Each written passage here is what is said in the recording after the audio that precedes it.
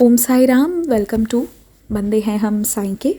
जैसा कि आप सब जानते हैं, अभी कुछ एपिसोड सीरीज़ हमारे बहुत स्पेशल चल रहे हैं, जिसमें हम बातें करेंगे कि इस स्पिरिचुअल पाथ में बाबा की शरण में रहते हुए कैसे हम अपने लाइफ से नकारात्मकता को, यानी नेगेटिविटी, डिप्रेशन, एंग्जाइटी जैसी चीज़ों को दूर कर सकते हैं अपने लाइफ से।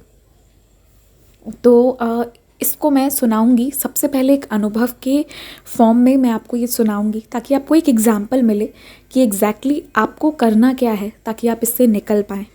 ठीक है। और उससे पहले मैं आपको एक बात बोलूँगी, आज और कल ये 2 दिन का आप ज़रा हैशटैग देखिएगा। जो सबसे पहला मैंने यूज़ करा है वो है hashtag fighting with negativity, hashtag fighting with depression. यानी कि आज और कल मैं और आप, हम सब मिलकर ये देखेंगे कि हमारे अंदर क्या क्या बुराई है जो हमें ही हर्ट कर रही है, हमें ही तकलीफ़ पहुंचा रही है।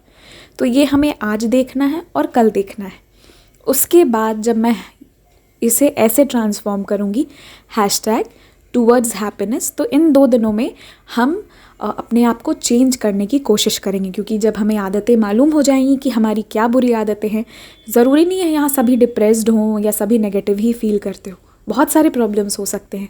वो सारे प्रॉब्लम्स को लिखिएगा। किसी का कंसंट्रेशन पावर बहुत लो हो गया हो, किसी को अपने काम में मन नहीं लगता हो, तो सब मिलके लिखेंगे। क्योंकि हम इस एपिसोड सीरीज़ के थ्रू अपने कर्मों को वहाँ पे लगाने वाले हैं जहाँ वो होने चाहिए एक्चुअली। तो इसमें सब लोग पार्टिसिपेट कीजिए और इसमें आप ट्रांसफॉर्म होइएगा। और फिर लास्ट में जब हम हैशटैग हैप्पीनेस अचीव्ड कर लेंगे, उस दिन से हमें ये मानना है कि चलो ठीक है, हमने अपनी आदतें आइडेंटिफाई कर ली और हम उसे अब रेक्टिफाई कर रहे हैं। एंड हम उसके बाद वो पुरानी आदतों को छोड़ने की कोशिश करेंगे। ठीक है। तो ये बस एक कोशिश, एटलीस्ट वी कैन ट्राई कि ये साल एंड हो, उससे साथ साथ हमारी कुछ बुरी चीज़ें चली जाए ताकि कुछ अच्छी चीज़ों को आने का स्पेस मिले। तो आज जो मैं एक्सपीरियंस सुनाने जा रही हूँ, ये एक्सपीरियंस जिनका है, ऑब्वियसली मैं नाम तो बताऊँगी नहीं। तो ये एक मेडिकल स्टूडेंट हैं। क्या हुआ कि ये अपने दोस्तों को देखती थी और उन लोगों के पढ़ने के तरीके, उन लोगों के कॉलेजेस, ये सब देखकर कंपैरिजन का भावना आने लगा, जो उन्हें धीरे धीरे नेगेटिव करना शुरू कर दिया। क्योंकि ना जब आप कॉम्पिटिटिव स्टेट में होते हैं तो कई बार ना कुछ लोग अच्छा कर पाते हैं, कुछ लोग नहीं कर पाते हैं। बट फिर ना लाइफ आपको मौके देती है। अगर आप चाहते हो तो आपको मौके भी मिलेंगे, बट वो ऐसा समय होता है हम समझ नहीं पाते। तो इनके साथ वही हुआ कि इनके फ्रेंड्स जो थे, उन लोगों को देख के कंपैरिजन, और धीरे धीरे कब ये डिप्रेशन की तरफ जाने लगा पता नहीं चला। बट जब इन्हें लगने लगा कि अब मतलब जीने की तमन्ना नहीं होती है, मतलब लाइफ से वो जो टेस्ट, वो जो फ्लेवर होता है ना ज़िंदगी जीने का, वो मन होता है, वो फेड अवे होने लगा कि नहीं, अब ज़िंदगी में क्या रखा है। कोई भी चीज़ खूबसूरत या अच्छा नहीं, हर चीज़ को वो इस नज़रिए से देखना शुरू कर देते हैं कि ये जो है ये तो ख़त्म ही हो जाएगा। फॉर एग्ज़ाम्पल, ये सोफ़ा है तो क्या हुआ, एक दिन इस सोफ़े को कबाड़े में चले जाना है। तो मतलब उसको नेगेटिव वे में देखना, ये नहीं देखना कि अरे ये सोफ़ा है, इस पे सब बैठेंगे, ये ड्राइंग रूम में सुंदर लग रहा है, वो नहीं। मैं एक छोटा एग्जाम्पल दी।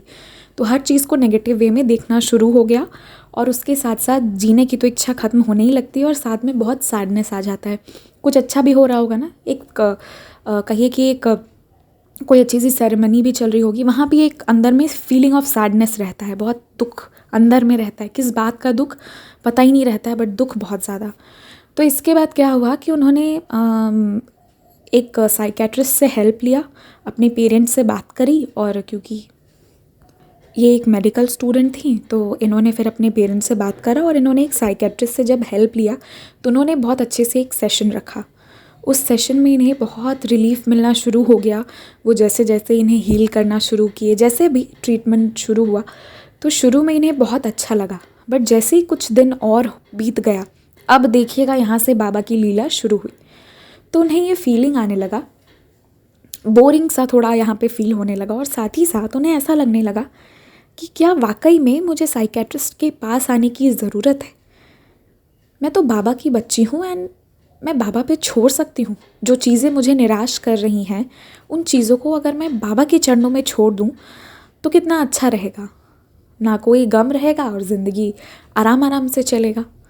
यानी कि इन्हें एक अवेकनिंग आया अपने आप, दिल से एक आवाज़ आई कि अब मुझे हर चीज़ जो मुझे निराश कर रही है वो मुझे बाबा पर छोड़ना है। यहाँ से उन्होंने बाबा पर कंप्लीट सरेंडर करना शुरू करा।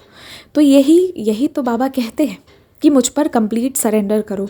जहाँ लगे कि ये काम अब तो हो नहीं पाएगा, ये नहीं हो पाएगा, मतलब कहीं भी ना शब्द हो ही नहीं, बस वहाँ ये होना चाहिए कि यार बाबा संभाल लेंगे, मुझे नहीं पता, बाबा संभालेंगे। लाइफ में टेंशन वर्ड होना ही नहीं चाहिए। ये होता है कंप्लीट सरेंडर, चाहे सिचुएशन कैसा भी क्यों ना हो। और ये कहना जितना आसान है, इसे उतारना भी आसान है, मुश्किल नहीं है, क्योंकि मैं उतारी हूँ इसे। हाँ, कभी कभी सब लोग नेगेटिव होते हैं थोड़ा बहुत, बट ऑन एन एवरेज जितने चैलेंजेस मेरे लाइफ में आ चुके हैं, मैंने आपको बताया था ना संदेश वाली स्टोरी, जब संदेश पढ़ती थी, I was going through a miserable life, तो ही मैंने इसे अप्लाई करा था। जितनी भी चीज़ें थी ना, मैंने सब बाबा के ऊपर छोड़ दिया। तो ना जो प्रॉब्लम्स भी आते गए ना, जब मैंने बाबा के ऊपर छोड़ना शुरू किया, तो प्रॉब्लम्स तो आते थे बट अपने आप चले भी जाते थे। ठीक है, तो इन्होंने भी सरेंडर कर दिया और उसके बाद इन्हें साइकेट्रिस्ट के पास जाने की ज़रूरत नहीं पड़ी। और इस तरीके से जब उन्होंने सरेंडर किया, तो जो भी चीज़ें उन्हें उदास करती, फॉर एग्ज़ाम्पल उनकी प्रेस्टीज, उनके इज़्ज़त की बात अगर उन्हें उदास करती, तो वो बाबा को कहती कि बाबा मेरी इज़्ज़त की रक्षा कीजिएगा। जो भी बात उन्हें, छोटी से छोटी बात भी अगर लगता कि ये मुझे उदास कर रहा है, तो हर चीज़ वो बाबा को कह देती कि बाबा ये संभाल लीजिएगा।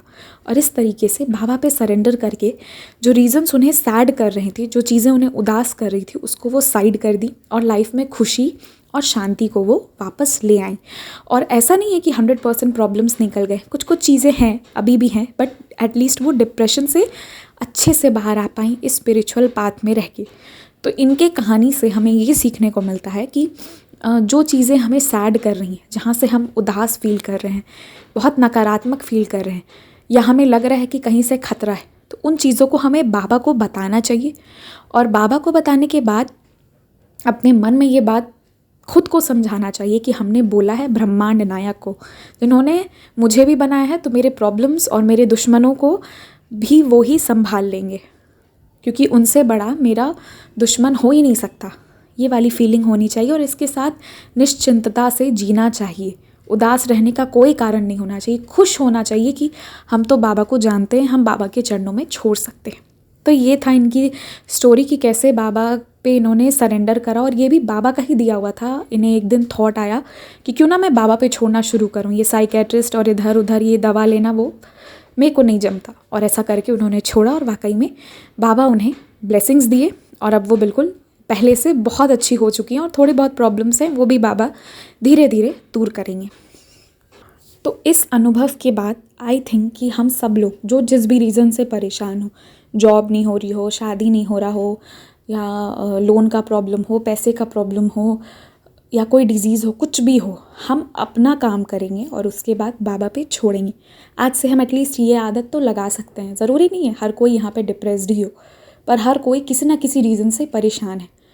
तो मैं आप सबसे बस इतना रिक्वेस्ट करना चाहती हूँ, अगर आप मुझे सुन रहे तो प्लीज़ वो वाला जो प्रॉब्लम है उसे साईं चरणों में छोड़ दीजिए और उसके बाद उस पर सोचना बंद कीजिए और अपने दिमाग को ये बताइए कि अगर मैं कभी भी नकारात्मक सोच रहा हूँ या सकारात्मक सोच रहा हूँ, जो भी मैं सोच रहा हूँ वही मेरा हकीकत बनने वाला है। क्योंकि हम जिस थॉट को अपने ब्रेन में जगह देते हैं वही हमारी ज़िंदगी बनती है। ये बात मैं नहीं बोल रही हूँ, ये बात महात्मा गांधी और तमाम बड़े लोग कह चुके हैं। जो हम सोचते हैं, और ये बाबा के रास्ते में भी है, इसे मैं कनेक्ट करूँगी आगे आने वाले वीडियोज़ में। पर इस चीज़ को समझिए कि आप जो सोच रहे हैं वही आपकी ज़िंदगी बनने वाली है। हो सकता है 2 ही साल में बन जाए, हो सकता है 6 महीने में बन जाए, पर जो आप सोचेंगे वो आपकी ज़िंदगी बनेगी। तो अब आपको कंट्रोल करना है अपने सोच को। होशो हवास में हमेशा अच्छा सोचना है, बुरा आज से नहीं सोचना है, वरना वो आपकी ज़िंदगी बन जाएगी। तो जब भी मन में बुरे थॉट आए तो उसे बस कहिए cancel cancel, delete delete delete delete delete, और अपने आप को खुद ही डराइए कि अगर तूने सोचा तो ये तेरी ज़िंदगी बनने वाली है। अगर जीना है तो बोल, सोच ले, और अगर नहीं जीना है तो हटा। अच्छा सोचना शुरू कीजिए और अच्छा होगा।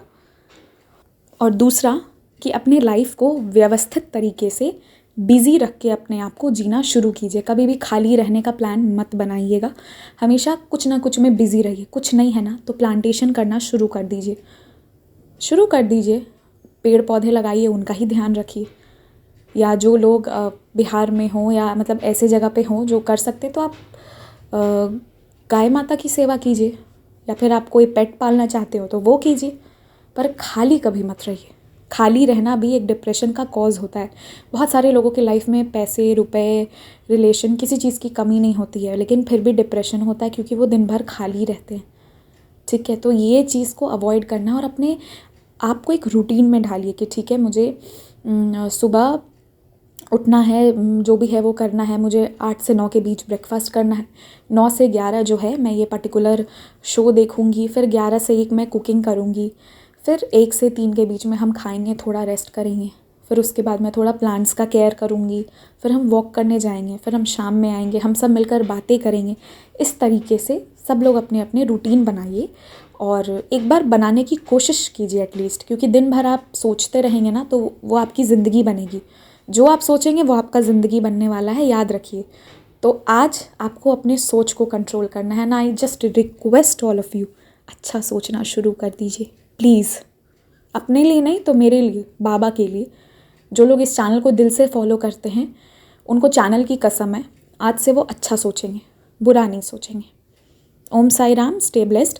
और हाँ, अपने अनुभव ज़रूर शेयर कीजिएगा, चाहे वो डिप्रेशन, नेगेटिविटी या फिर सुसाइडल थॉट से कैसे फ़ाइट करा उससे रिलेटेड हो, या फिर बाबा से की और भी कोई लीला हो तो शेयर कीजिएगा। एक बार मैं ये वाला सीरीज़ कर लूँ तो फिर मैं बैक टू नॉर्मल एक्सपीरियंसेस पे भी आ जाऊँगी। ओम साई राम, टेक केयर।